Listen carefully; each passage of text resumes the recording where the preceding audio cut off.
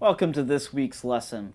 Now that we've considered the Declaration of Independence and we have considered the War of Independence, we're going to consider that great document that is our founding document, the U.S. Constitution, that which actually gives a structure, a framework, and limitations to our federal government, at least it's supposed to. Of course, how it actually is enforced or not enforced is, of course, the great debate of history. But even so, we're going to take a look today at the history of the Constitution and some of the great attributes of the Constitution, because after all, it is the world's longest standing Constitution that is still in effect in all of our history. Now, in terms of the Constitution, before we can understand it, of course, we have to go back and look at things before it. And one of the things you have to understand is that what the Founding Fathers accomplished through the Declaration and the War of Independence was a remarkable accomplishment.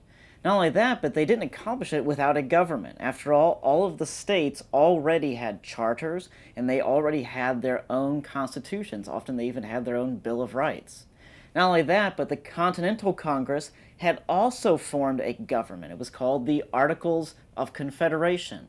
So there already essentially was a constitution in place for all the states together prior to the U.S. Constitution as we know it.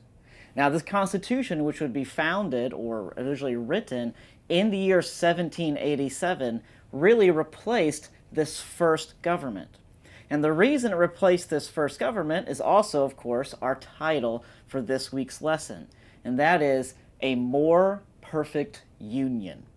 In other words, the Constitution was founded to solidify the union that was already present. And of course, if you think grammatically about this and that whole phrase of more perfect, it's a bit of an oxymoron. It's a bit of a contradiction. If something is perfect, well, it's already without flaw. So you really can't make something more perfect than it was before.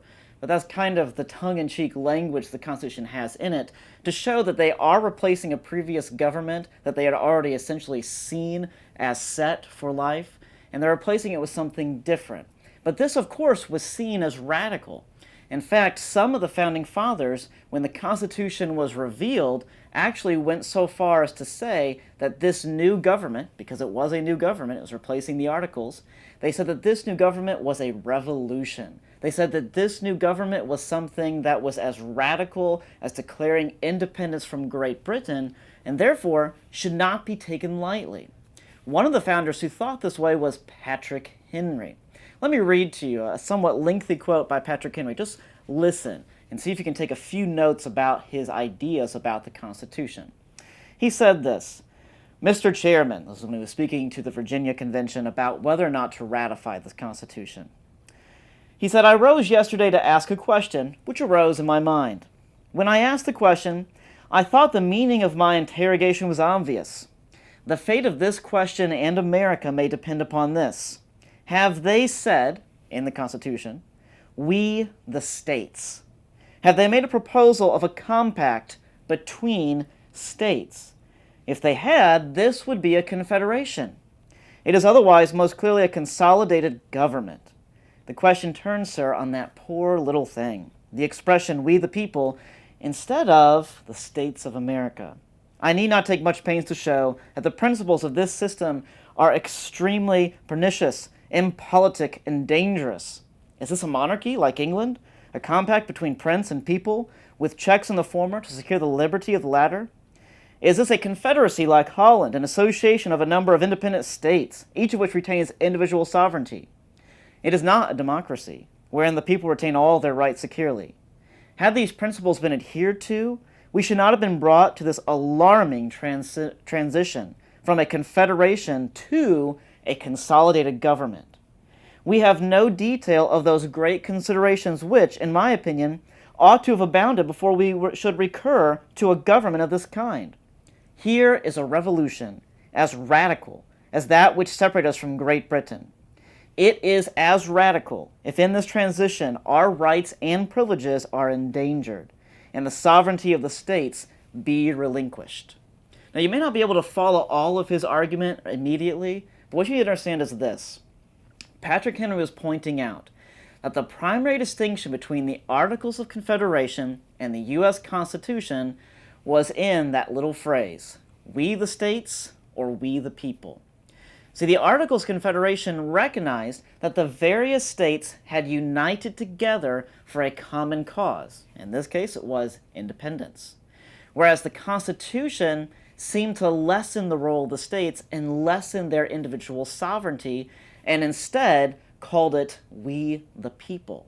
That was a radical change. That was a huge distinction, wherein the power of the states was suddenly limited in a way that had never been done before. That is why the Constitution was not just easily accepted. But of course, we'll unpack that story as we go on.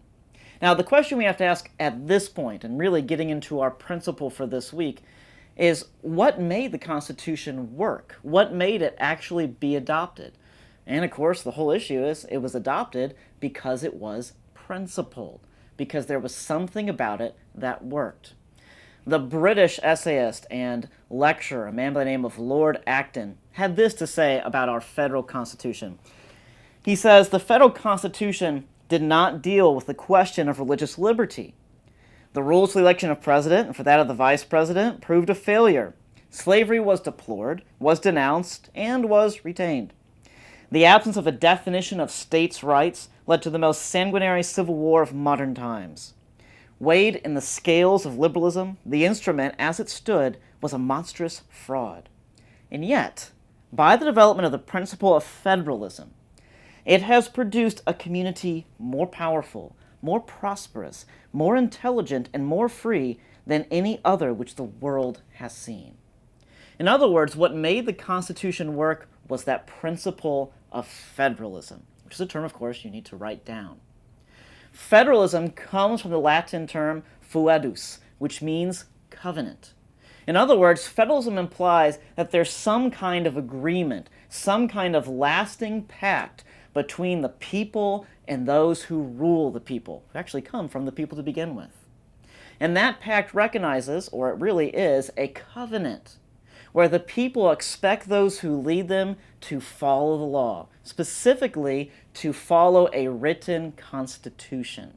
That's why writing down the rules of something, establishing the rules, for example, before you play a game, is so important. Because if you establish rules as you play a game, or as you are ruling and you're in the middle of a decision, it often can be in favor of one party over another and is often seen as unjust. But the other thing the Constitution really recognized was it recognized that such power that's given to the government should be limited and it should be widespread. That was why it was seen as a federal document. In other words, it was a government based upon trust that was guided by very distinctive written principles. What the branches of government were all detailed in the Constitution. How those people got into the positions of power was all detailed. What those people could and could not do was all detailed. And it was all designed to maintain the balance of power, and especially to maintain balance of power between the federal government and the states themselves. Of course, it wasn't meant to be final or perfect. It's part of the reason why the Constitution can be amended or changed. And as we'll see throughout American history, it's not as if people have always agreed on how the Constitution or the Bill of Rights should be applied. After all, if that was the case, the Civil War or the war between the states never would have occurred. But as we unpack the lessons of the Constitution throughout this series of lectures, I want you to be looking for its principal theory or its principal idea of covenant, its principal idea of balancing power and making certain that no one has too much of it.